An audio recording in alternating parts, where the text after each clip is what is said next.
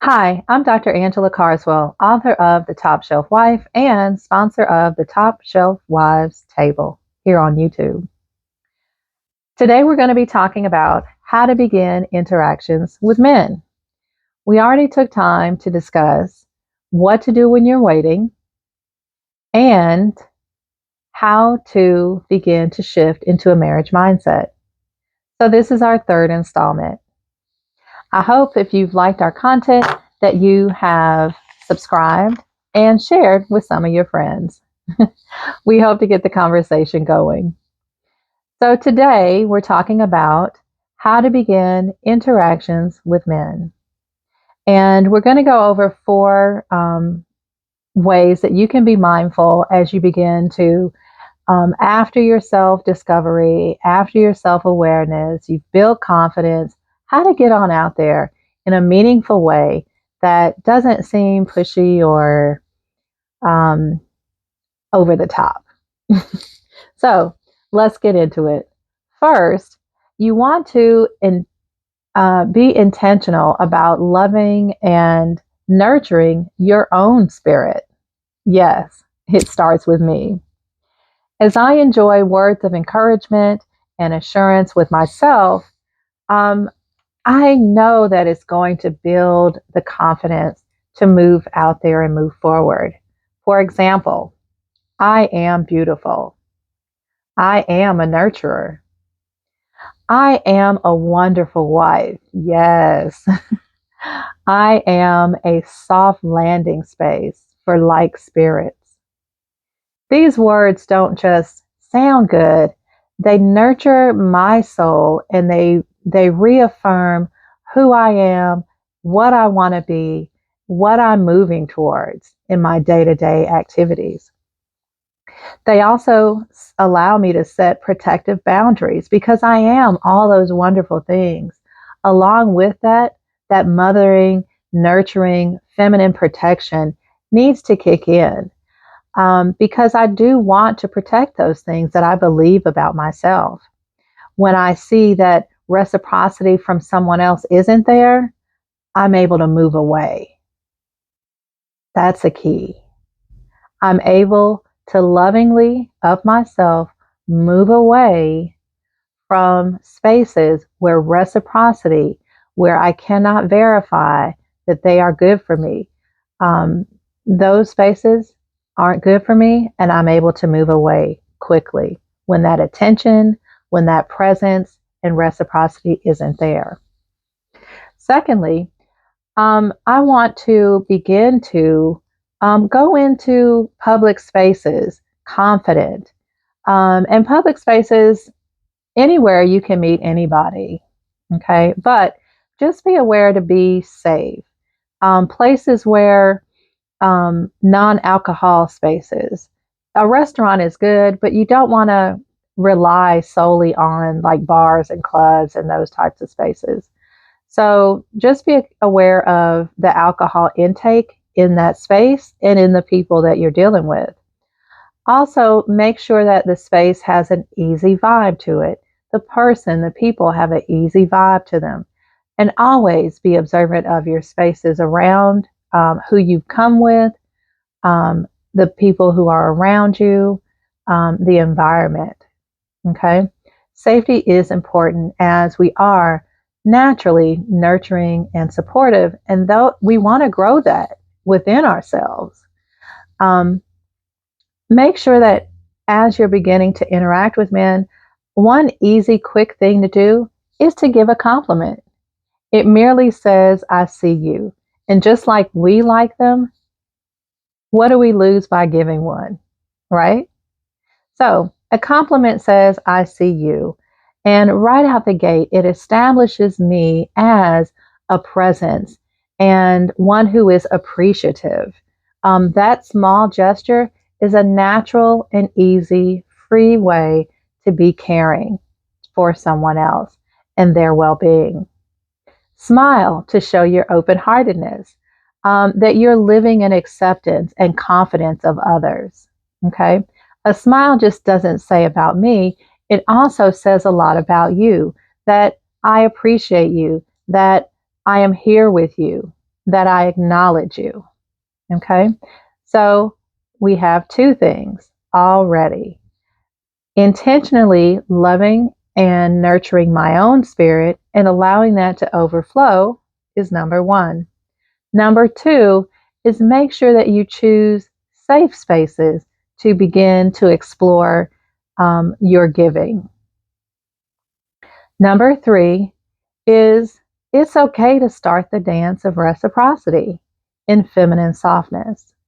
Back in the day, they have black and white films and they show the woman dropping her handkerchief. Well, how do we do that in 2024 and going forward? How do we softly let people know that we're kind of open to talking to them, engaging with them, having a conversation? And again, saying thank you, giving a compliment, those things are actually gifts of appreciation. And they naturally lower defenses within ourselves and who we're dealing with. Also, learn the 25 valuable gifts that are yours in the Top Shelf Wife book. Things like opportunity awareness, acceptance, feminine voice, homemaking. Homemaking doesn't mean that I'm a stay-at-home person. It just means that I have a comfortable and inviting space where I live. So learning and just being aware of gifts of nurturing and support that are offered in that guide will make you more aware of what you're projecting, what you're able to give, and so that as you give, you also will receive. Also, within starting the dance of reciprocity, expect provision. A lot of people I've heard over the years allow a man to lead. And even in that word allow, there's an empowerment with us. You know, in my mind, being a mom, I think of me allowing a child to go outside, allowing a child to make decisions. So as I want to be with a mate who is present and who shows me the love that Jesus showed the church, I want to expect that love. I want to expect that reciprocity. And it's not taking it for granted. It's just looking to see those things, that presence, that provision, that plan for our lives. Okay. So begin to expect, move into the mindset of expecting men to show up in a certain way and look for the ways that they do show up and compliment those ways, accept those ways, show gratitude for those ways. And that is an open door for men to want to care for you more, want to show up for you more, um, because they know that they're seen and they know that the space that you have in your heart is an open space for them to show their provision and their pride in being providers and present with us.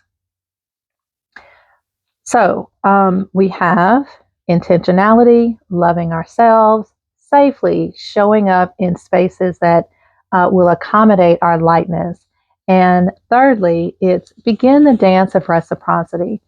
Um, I know several couples that um, I'm thinking of myself and another friend of mine.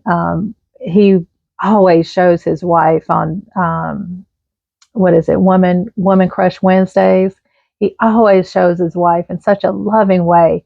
And so I asked him, how did you guys get started? And he said that they were in a group and, you know, there was a conversation and she asked him a question in his DMs. Nothing over the top, nothing that says that I don't have boundaries, that I'm reckless or anything like that. In a feminine way, she just went in his DMs, asked him a question, and they began a conversation that lasted for months until they actually met up and they were from two different states. So asking a question, saying thank you. I personally, my husband now, I met him in a Facebook group that had meetups. I'm a proponent of Facebook groups and meetup apps that actually have engaging activities together, because you end up meeting a community of women, and you also are able to see men in their natural way that they're moving within the group, without it being so intense, like a one on one. So, anyway, we met up at this group, and there was one man, him, and four women. And so after the event, I went on my way. I didn't really think anything of it. I had just kind of tried to foster um, doing the things that I want to do in a relationship, but just doing them along my regular life. And so that was the day that I sent him a DM and was like, hey, thanks for taking care of us women. And that was it. He took the ball and ran with it. And I think a couple of days later, we went on a date. So just being gracious, when you don't have to be, just in your regular flow, not expecting anything in return. Being gracious is a beautiful way to start in a feminine way, to assert your nurturing into relationships. The last one is a presence of mind. As we live in the present, we're going to drift into the past. It's natural. It's natural to spend some time in remembering what didn't go well. If someone invites you somewhere in a flash, you're like, oh, I don't know if I want to go there. It was a nice experience. Whether the restaurant wasn't a nice experience or the person wasn't a nice experience, we just remember, right? And so I don't want to stay there. I don't want to fixate or feel comfortable in fears of the past.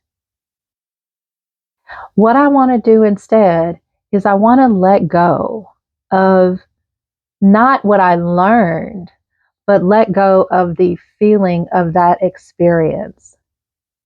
Whether it was rude comments that were meant to deflate me, whether it was an untimely event that just where I was right then and there was hurtful to me. I want to let go of some of those things that aren't really serving me and really were specific to that situation. Okay. If I can learn how to be more protective, if I can learn how to verify better, to be more observant and draw connections faster, that's great. That's great. But I don't want to live in the regret or the rudeness of that I've been shown in the past. I want to let go of the awkward worry of when I was less confident, because I've been nurturing myself. I've been loving myself. I've been self care. I've been experiencing adventures that have lifted me up. And I want to hold on to those as I still meet new people and have new experiences.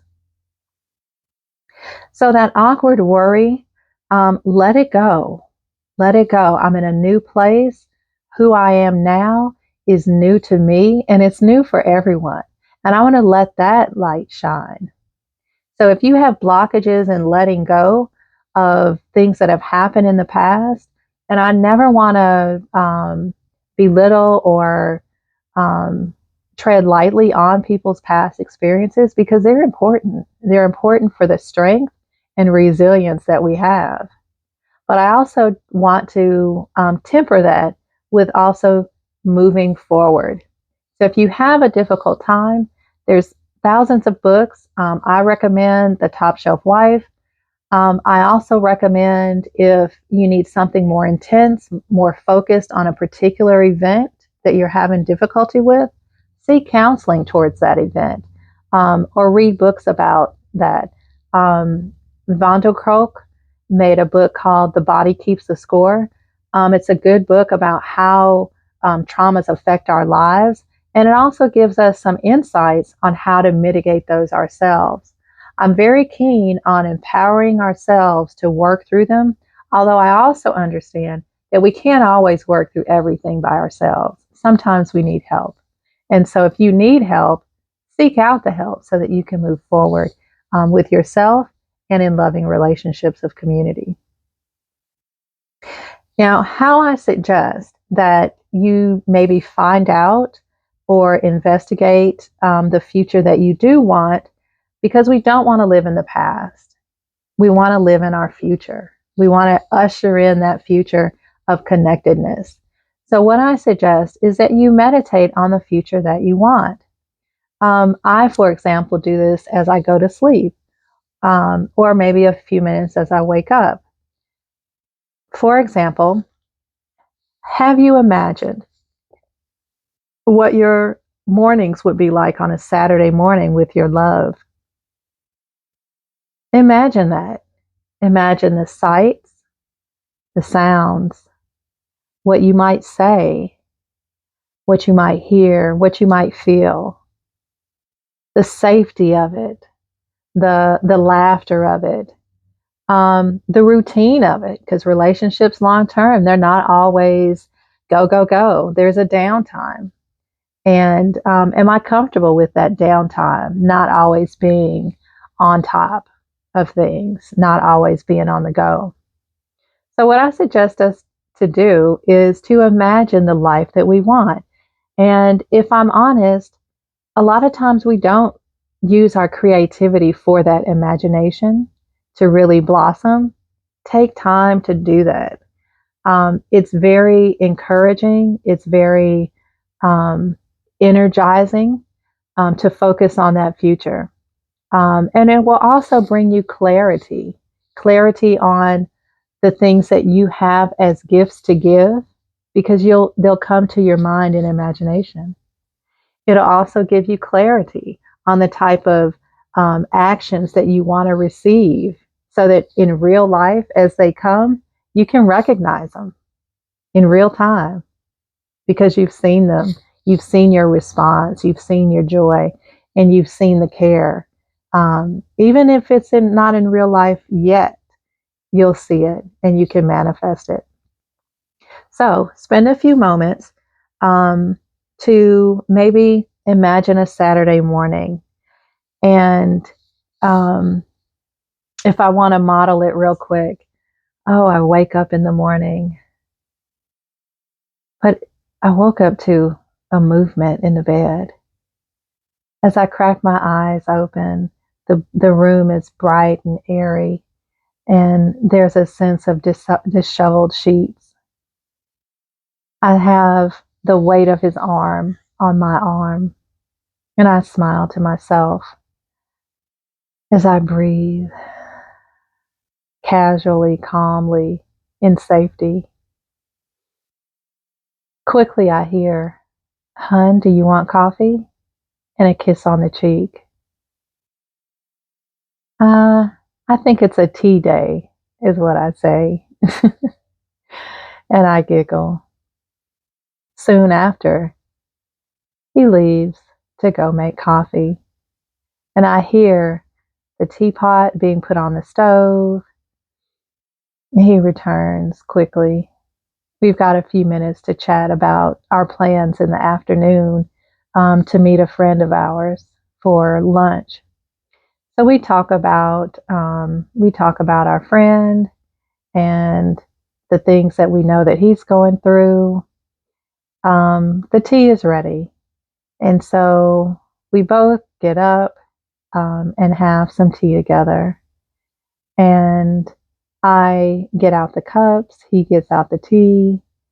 Um, I get out the agave, he gets out the stevia, and we sit at the table. Things like this, what can you imagine? Can you imagine sharing your space and opening up to sharing your space? Can you imagine complimenting and thanking someone for their care of you and how they are attentive to your needs? Do you smile as you open up in your imagination? Because whoever you're with, they're going to appreciate that. They're going to appreciate hearing what you have to say, and they're going to appreciate the way that you show up and smile at them throughout their lives and your lives together. So give some time. I really advocate for being able to reposition our lives through creative imagination, even in love.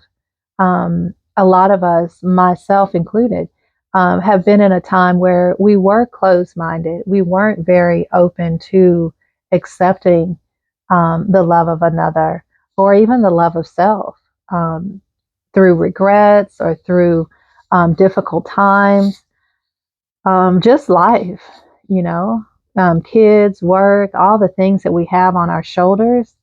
To be able to break away from time to time and actually envision a life that's easier, that's more loving, more forgiving, can be a great blessing to have.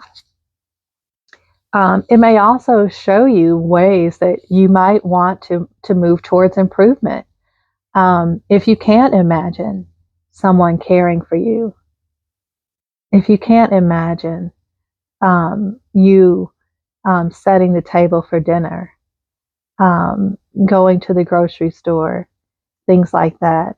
Because life is routine. And so it's not always going to be that fabulous date, that fabulous dinner, or, the knight in the shining armor. So let's get ready for those times as we begin to manifest and move towards a more loving relationship with others. Um, I want to focus equally in my imagining, not just what he's doing for me, but also what I'm giving, what I'm doing for him. I want to receive and get that reciprocity piece, right? Also, make sure that you do notice where you have blockages. If you have a girlfriend or a therapist or a counselor, those are areas that you might want to investigate with someone else. In your journal, journaling is awesome to just get those feelings out, to put them in perspective of where we are right now. Everybody is a great person. Everybody thinks of themselves as worthy of love, and we are, but we always also have to be open to the love that we're worthy of. So I hope this video, as well as the others in the series, are helpful to allow us to begin to move towards the relationships that we so want and so deserve. I am a top shelf wife, and so are you. I hope that you subscribe and share with friends and that this talk has been meaningful to you. If you have comments or questions that you like, please use the comments. And I'd love to hear what you want to talk about in our next Top Shelf Wives table. Thank you.